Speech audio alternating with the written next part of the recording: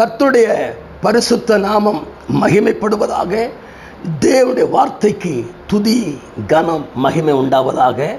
வார்த்தையை கொண்டு உங்களோடு கூட பேசும்படி கர்த்தர் அனுக்கிரகம் பண்ணினபடினால் வார்த்தைகளை உங்களோடு கூட பகிர்ந்து கொள்கிறோம். ஒரு வசனத்தை நான் வாசிக்கிறேன். ரூத் 3ஆம் அதிகாரம் 10ஆம் வசனத்தை நான் வாசிக்கிறேன். அதற்கு அவன், மகளே, நீ கர்த்தரால் ஆசீர்வதிக்கப்படுவாயாக.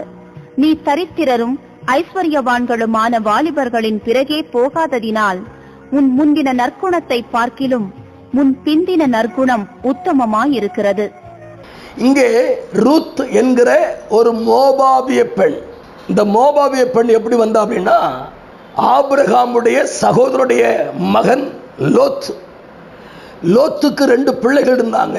அந்த பிள்ளைகள் தன் தகப்பனோடு தவறான உறவில் இருந்த பொழுது அம்மோன் புத்திரர் மோபாபியர் என்று 2 சந்ததி அங்கே உருவாயிற்று. அதுல ஒரு சந்ததியில மோபாப் தேசத்திலே இந்த எலிமெலேக்கு என்ன செய்தான்னா, போய் வந்து போக்குவரத்துமாய் இருந்தான். அங்கே 2 பிள்ளைகளுக்கும் விவாகம் பண்ணினான். 2 மகனும் மரித்து போனான், கணவனும் மரித்து போனான். மாமியார் மட்டும் இருக்கிறார், நகோமி மட்டும். அவள் பிரிந்து பெத்லெகேமுக்கு வரும் பொழுது 2 மருமகளையும் வாழ்த்தி நீங்க உங்க இல்லத்துக்கு போங்க அப்படின்னு சொல்லும் பொழுது ஓர்பாள் அப்படியே முத்தமிட்டு ஓரங்கட்டி போய்விட்டாள். ஆனால் இந்த ரூத்து அவளை விடாமடியாக பிடிக்கிறாள். அவள் இப்போ சொல்றா, ரூத்து 1:16, நீர் என்னை விட்டு போ என்று சொல்வதை விட்டு அதை விட்டுவிடும், நான் உம்மை உறுதியாய் பின்பற்றி வர விரும்புகிறேன் அப்படி சொல்லி, உம்முடைய ஜனம் என்னுடைய ஜனம், நீர் தங்கும் இடத்தில் நான் தங்குவேன், உம்முடைய தேவன் என்னுடைய தேவன் என்று சொல்லி உறுதியாய் பின்பற்றி வரும்பொழுது இந்த ரூத் வந்து பெத்லெகேமுக்கு வந்து விட்டாள். இந்த பெத்லெகேமுக்கு வந்த ரூத் ஒரு நாள் தானியம் பொறுக்கும்படி ஒரு களத்துக்கு போகிறாள். அந்த களம் வந்து போவாசுடைய களம். அந்த களத்திலே இந்த போவாஸ் அவளுக்கு செய்ய வேண்டிய நல்ல உபகாரங்களை செய்தான், அவளை பராமரித்தான். அப்பொழுது பராமரித்து சொன்னா, நீ உத்தமி. எவ்வளவு அழகான ஒரு வார்த்தை பாருங்களேன். நீ தரித்திரராகிய வாலிபர் பிறகோ ஐஸ்வர்யவானுடைய வாலிபன் பின்னையோ நீ போகாதபடிக்கு உன் நற்குணத்தை நீ காத்துக்கொண்டாய். நற்குணம், இந்த நற்குணம் நிறைய வாழ்க்கையில நற்குணம் வேணுங்க.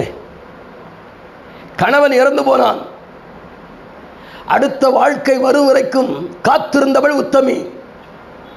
தன் மாமியார் கைக்குள் அடங்கி இருந்தவள் உத்தமி. தேவனுடைய சித்தத்துக்கு தன்னை அர்ப்பணித்தவள் உத்தமி. தன் மாமி என்ன சொன்னாலோ அதை கேட்டு வாழ்ந்தாள் ரூத். அதனால்தான் போவாஸ் களத்துக்கு வரும்பொழுது போவாஸ் அவளை பார்த்து சொல்றான், உன் முந்தின நற்குணத்தை பார்க்கிறோம், பிந்தின நற்குணம் உத்தமம் என்று சொல்லி அவளை மனதார வாழ்த்துகிறான், அவளுக்கு உதவி செய்கிறான். பிற்பாடு அவளையே விவாகம் பண்ணி, அந்த விவாகத்தில் இந்த ரூத்துக்கும் போவாஸுக்கும் ஒரு குழந்தை பிறந்துச்சு. அதுக்கு பேர் ஓபேத். அந்த ஓபேத் என்கிற பிள்ளைய அந்த ரூத்துடைய மாமியாகிய நகோமி வளர்க்கிற தாயானாள் என்று வேதம் சொல்லுகிறது. அருமையான தேவஜனமே, ஒரு சந்ததி தலைமுறை அற்றதாய் போய்விடுமோ என்று கலக்கத்தில் இருந்த நகோமிக்கு, நம்பிக்கையற்ற நிலைமையில் இருந்த இந்த ரூத்துக்கு தான் ஒரு நல்ல கணவனோடு வாழ போறாள் அவளுக்கு தெரியாது. அமேன்.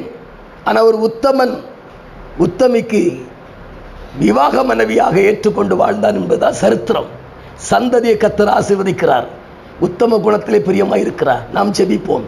மகா பரிசுத்தமும் கிருபையும் இரக்கம் நிறைந்த எங்கள் அன்பு பிதாவே, போவாஸ் சொன்னான், உன் முந்தின நற்குணத்தை விட உன் பிந்தின நற்குணம் உத்தமமாக இருந்தது.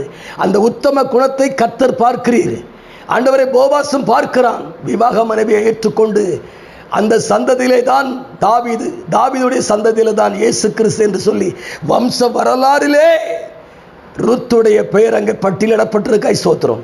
ஆசீர்வாதங்களை கேட்கிற ஒவ்வொருடைய வாழ்க்கையிலும் மாற்றத்தை உண்டாக்குவீராக. இயேசுவின் நாமத்தில் பிதாவே, ஆமேன், ஆமேன். God bless you.